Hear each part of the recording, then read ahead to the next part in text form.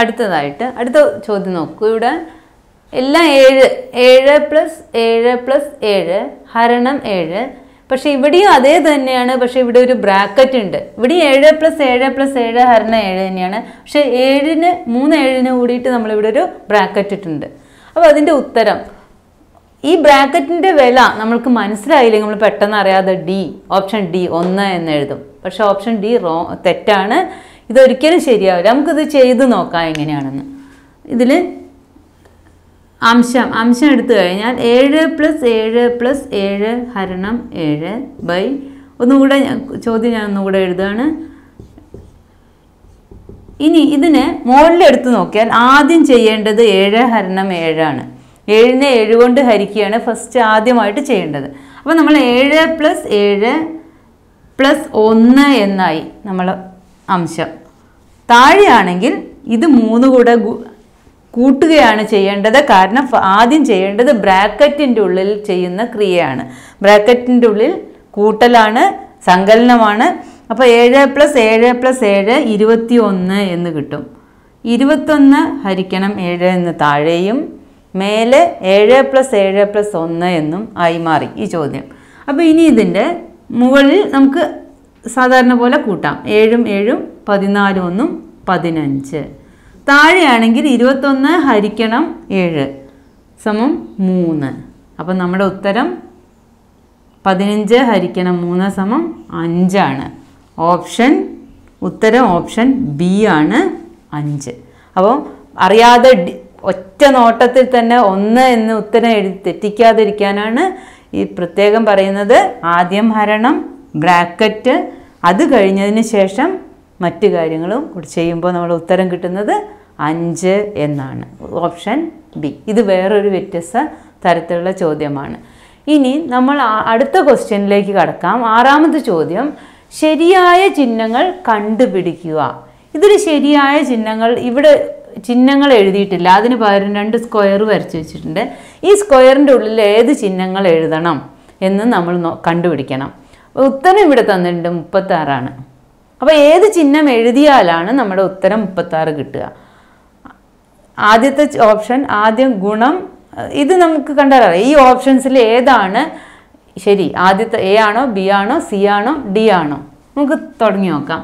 ഇതിൽ trial and error method മാത്രമേ use ചെയ്യാൻ പറ്റുള്ളൂ. ട്രയൽ ആൻഡ് ഇറർ മെത്തേഡ് എന്ന് പറഞ്ഞാൽ ആദ്യം എ ശരിയാണോ എന്ന് നോക്കും, പിന്നെ ബി ശരിയാണോ, സി, അങ്ങനെ ഓരോന്നും ശരിയാണോ എന്ന് നോക്കണം. നമുക്ക് ആദ്യം നോക്കാം എ ശരിയാണോ നോക്കാം.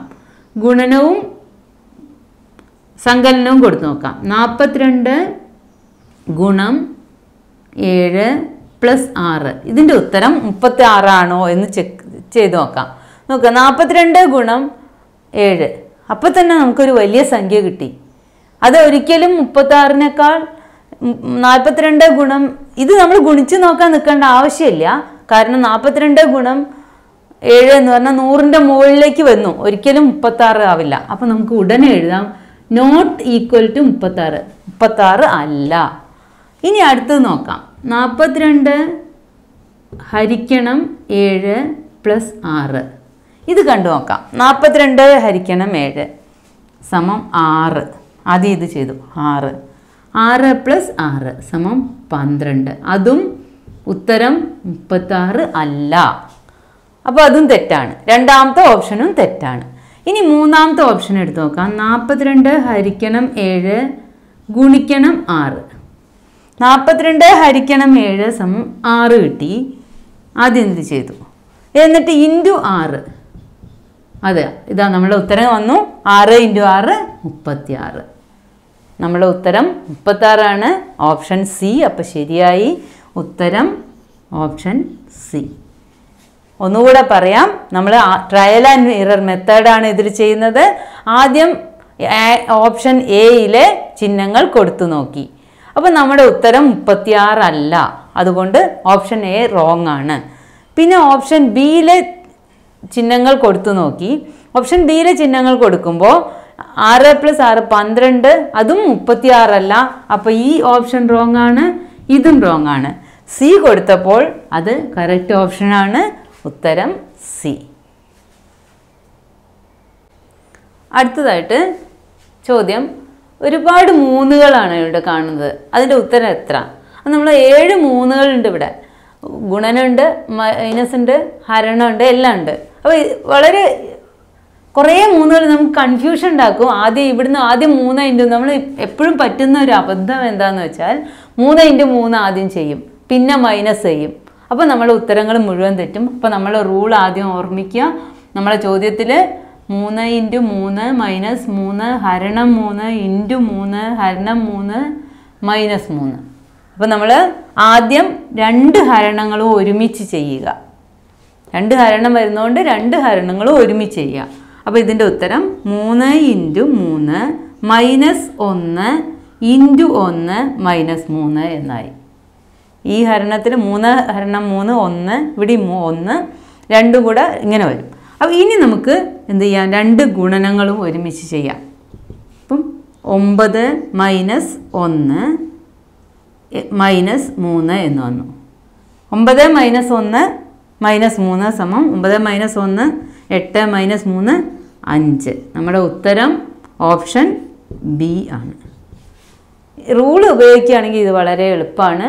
അല്ലാത്തവർക്ക് ഇത് വലിയ ബുദ്ധിമുട്ടാവും, ആൻസർ തെറ്റി വരും. അപ്പം ആദ്യം ഹരണം, പിന്നെ ഗുണനം, പിന്നെ ഇടത്തുനിന്ന് വലത്തോട്ട് സങ്കലനവും വ്യവകലനവും. ഇനി അടുത്ത ക്വസ്റ്റ്യൻ നോക്കാം.